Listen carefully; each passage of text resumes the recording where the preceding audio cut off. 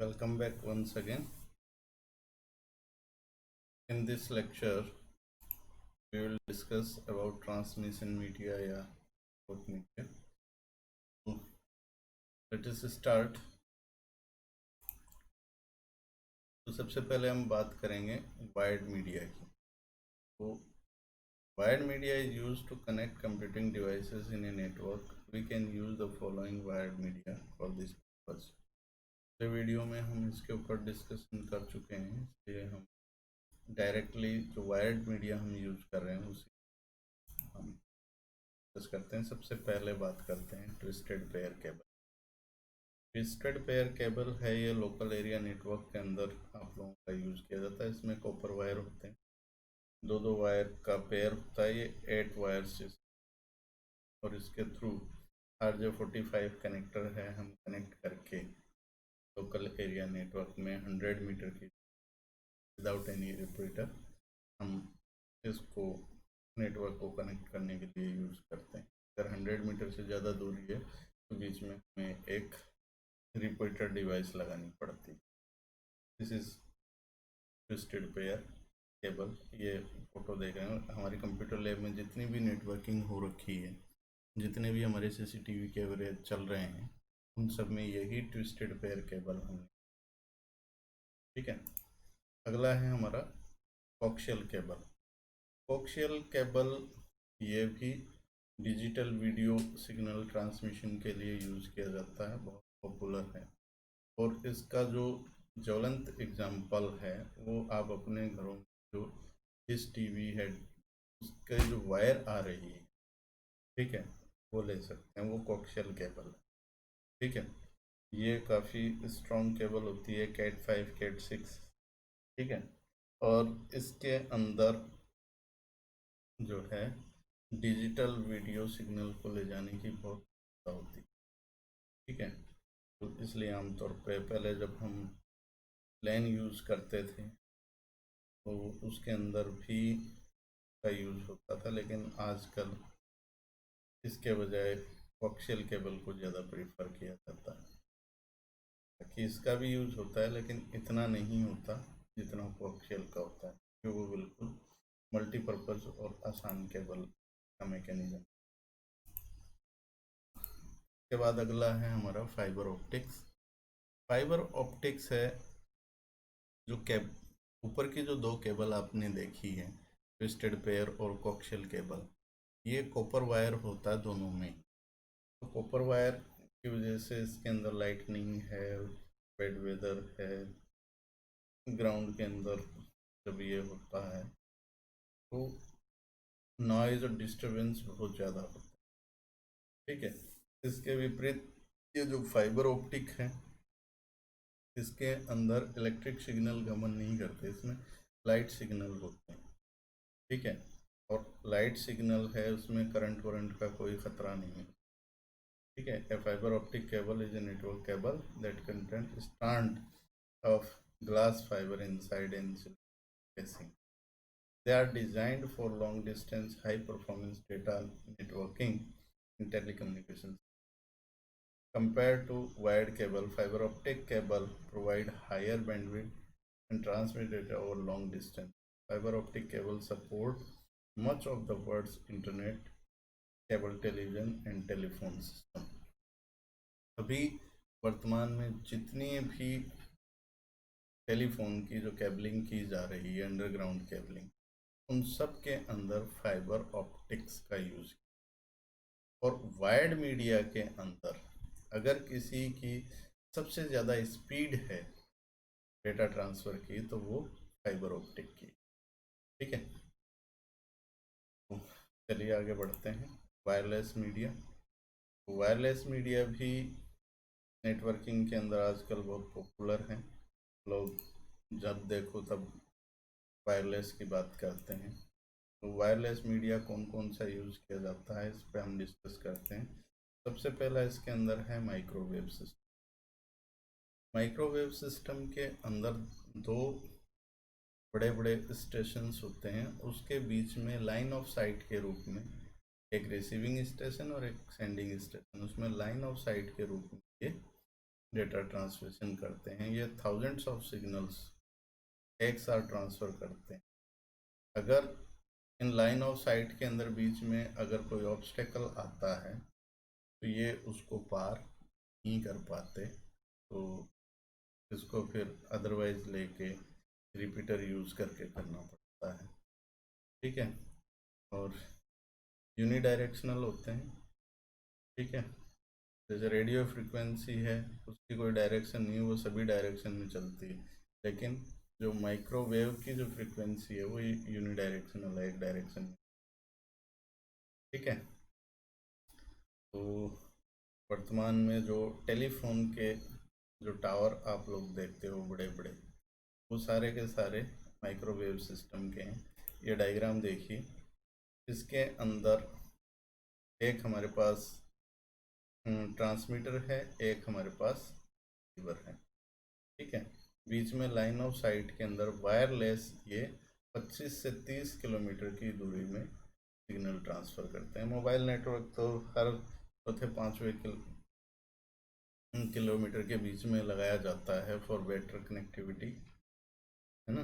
लेकिन जो classical tower इसके टेलीफोन एक्सचेंज के हैं, जो केवल टेलीफोन सिग्नल को एक जगह से दूसरी जगह भेजते थे, उसमें 20 से 25 किलोमीटर में इन ऑफ साइट के अंदर लगाया जाता था। अगर स्टेशन दूर है तो उसके बीच में फिर ये रिपीटर्स का भी यूज़ होता है। ठीक है, तो ये आप लोगों का माइक्रोवेव सिस्टम है। फिर रेडियो लिंक है। Radio link is a wireless connection और wireless point to point connection between two nodes or radio unit in a data network. Each radio unit consists of a transceiver, ठीक है, and highly directive antenna. This means that the antenna only emits or receives power in the direction it is pointing. ठीक है, the two radio units are therefore mounted so that they are directed toward each other with no obstacle, such as building in between them that can hinder or disturb the transmission. ठीक है, as the connection is very directive, it enable very high signal to noise radio and thereby high rate data. Radio link are quick to deploy as they do not require any physical cable to be laid down in the ground. Radio signal के through जो communication है ये बड़ा पुराना है और इसके ज़रिए रेडियो एंटीना उसमें लगाए जाते हैं रिसीविंग और सेंडिंग, और उसके बीच में ट्रांसमिशन किया जाता है। ठीक है, और जो माइक्रोवेव सिस्टम में भी जो आप लोग यूज़ कर रहे हो मोबाइल कम्युनिकेशन में, उसमें भी समहाउ जो रेडियो माइक्रोवेव ही काम आती है, मीडियम थोड़ा सा चल जाता। ठीक है, अगला है हमारा सैटेलाइट। तो सैटेलाइट ये पूरी अर्थ के ऊपर जब हमें कम्युनिकेशन करना हो तो अर्थ के ऊपर different receiving end sending antennas होते हैं जो सैटेलाइट के ऊपर सिग्नल भेजते हैं और उससे प्राप्त करते हैं। ठीक है, तो इस तरीके का कम्युनिकेशन है वो किया जाता है। अभी आप लोगों ने न्यूज़ वगैरह देखी होगी, जैसे जीपीएस सिस्टम है, ग्लोबल पोजीशनिंग तरीके का ही इंडिया के अंदर भी रीजनल पोजीशनिंग सिस्टम है वो डेवलप किया जा रहा है। काम भी सैटेलाइट से ही होता है और हमारा जितना भी टेलीफोन ये इनसेट 2B जो आप लोगों का है, इनसेट सीरीज़ वाले सैटेलाइट्स, उनके माध्यम से होता है ये। ठीक है, तो एक डायग्राम के थ्रू ये समझिए। ये देखिए, ये आपका सैटेलाइट कम्युनिकेशन सिस्टम है। ठीक है, तो यहाँ पर ये अर्थ पे एंटीना है। ठीक है, इससे अपलिंक ये ऊपर सैटेलाइट पे सिग्नल जाता है, तो ये मान लो ट्रांसमीटर है। ठीक है, ये सैटेलाइट पे गया और पृथ्वी के किसी और कोने पे जहाँ पर दूसरा स्टेशन है उसको सिग्नल भेज, ये डाउनलिंक। ये आप लोगों को पता है कि पृथ्वी की ऑर्बिट में ये सेट होता है सैटेलाइट, तो पूरी की पूरी पृथ्वी पर कहीं पर भी ये सिग्नल मतलब सेंडिंग और रिसीविंग के लिए सक्षम होता है। कम्युनिकेशन काफ़ी ये महंगा है, लेकिन जब दो या दो देशों के बीच में कम्युनिकेशन होता है इंटरनेशनल, तो हम सैटेलाइट के ऊपर ही ट्रस्ट कर सकते हैं। ठीक है, फिर अगला है हमारा इंफ्रारेड। इंफ्रारेड जो है, इसके अंदर इंफ्रारेड वेव हम यूज़ करते हैं कम्युनिकेशन के लिए, और इसका जो सबसे ईजीएस्ट एग्जांपल आपको जो मिलता है, ठीक है, वो है आप लोगों का ये रिमोट कंट्रोल। रिमोट कंट्रोल आप डिश टीवी का सेट टॉप बॉक्स में भी यूज़ करते हो, रिमोट कंट्रोल आप अपने म्यूजिक सिस्टम में भी यूज़ करते हो, रिमोट कंट्रोल आप अपने टीवी में भी यूज़ करते हो। ठीक है, ये रिमोट कंट्रोल है, इसकी सहायता से कम्युनिकेशन किया जा सकता है। और इंफ्रारेड है, ये पिछले दिनों कुछ मोबाइल्स में भी आया था, जो दो मोबाइल को बिल्कुल पास में से लगाने से इंफ्रारेड ओपन करने से डेटा ट्रांसफ़र होता था। उसके बाद में ब्लूटूथ ज़्यादा पॉपुलर हो गया, वाईफाई सिस्टम है वो ज़्यादा पॉपुलर हो गया, जो डायरेक्ट आपका शेरिट वगैरह सॉफ्टवेयर है माध्यम से यूज करते हुए होता है। तो ब्लूटूथ का कम्युनिकेशन फिलहाल अगर अपन देखें, बिल्कुल थोड़ी सी डिस्टेंस के अंदर 5 मीटर मान लीजिए, 5 to 10 मीटर की डिस्टेंस के अंदर कम्युनिकेशन। ठीक है, पॉपुलरली तो ये फ़िलहाल रिमोट में यूज़ किया जाता है, ताकि इंटरनेट पे बताया अभी मोबाइल सिस्टम के ऊपर के थ्रू थी कम्युनिकेशन, लेकिन बहुत कम। अब ये इसकी एप्लीकेशन है जो भी मैंने बताई है,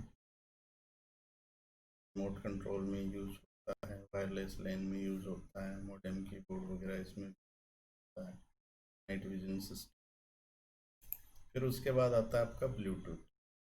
ठीक है, a Bluetooth device works by using radio waves instead of wires or cables. Connect with your cell phone, smartphone or computer. Bluetooth is a wireless short-range communication technology, standard found in millions of products we use every day, including headset, smartphones, laptops, and portable speakers. अब इसमें diagram में भी देखिए आप कि आजकल even जो मैंने ये हेडफोन लगाया हुआ है, इसके अंदर भी ब्लूटूथ है। ठीक है, अब ये तो लैपटॉप के अंदर मैंने वायर के थ्रू जोड़ा हुआ है, अगर इसको स्मार्टफोन से जोड़ना हो तो ब्लूटूथ से आसानी से ये जुड़ जाता है, कोई प्रॉब्लम नहीं। ठीक है, तो इसी तरह से आपका जो दो मोबाइल है उसके अंदर डायरेक्ट डेटा ट्रांसफ़र करना है, you can send it with the help of Bluetooth. तो ब्लूटूथ डिवाइस अगर इसमें लगाई जाए, ठीक है, और उस ब्लूटूथ के माध्यम से इंटरनेट कनेक्शन अब में आ सकता, शुरू में हम ऐसे ही करते थे, अब तो इसके अंदर इनबिल्ट वायरलेस लैन आ गई है, सिंपल हॉटस्पॉट ऑन करने से ये हो जाता है, लेकिन शुरू में ऐसा नहीं था। उसके बाद आपका आता है वाईफाई। ठीक है, जैसे ब्लूटूथ लोग पॉपुलर हैं, वाईफाई भी बहुत पॉपुलर हो रखा है। ठीक है, तो wifi a wireless networking technology that allowed devices such as computer, laptop, desktop, mobile systems and other equipments, और इसके थ्रू प्रिंटर और वीडियो कैमरा भी जुड़ जाता है, इंटरफेयर विद द इंटरनेट। ठीक है, तो सिंपल आपका जो एक्सेस पॉइंट है वाईफाई का, एक एक्सेस पॉइंट बनाया जाता है। जैसे अगर आपके पास मॉडेम है, है ना। मॉडेम के थ्रू आप का एक्सेस पॉइंट बनाइए मॉडेम को, और उसका वाईफाई एक की सेट करके ऑन कीजिए, बाकी डिवाइसेस उसमें विजिबल होगा, कनेक्ट हो सकता है with the help of password. अगर पासवर्ड ना भी आप रखें तो डायरेक्ट हो। इसके अलावा एक्सेस पॉइंट आप अपने लैपटॉप को बना सकते। आपके पास मॉडेम के अंदर ये फैसिलिटी नहीं है तो आप इसका जो इंटरनेट कनेक्टिंग वायर है RJ45 के थ्रू कनेक्ट कीजिए लैपटॉप को, और इसी के अंदर आपको वाईफाई की फैसिलिटी मिल जाएगी।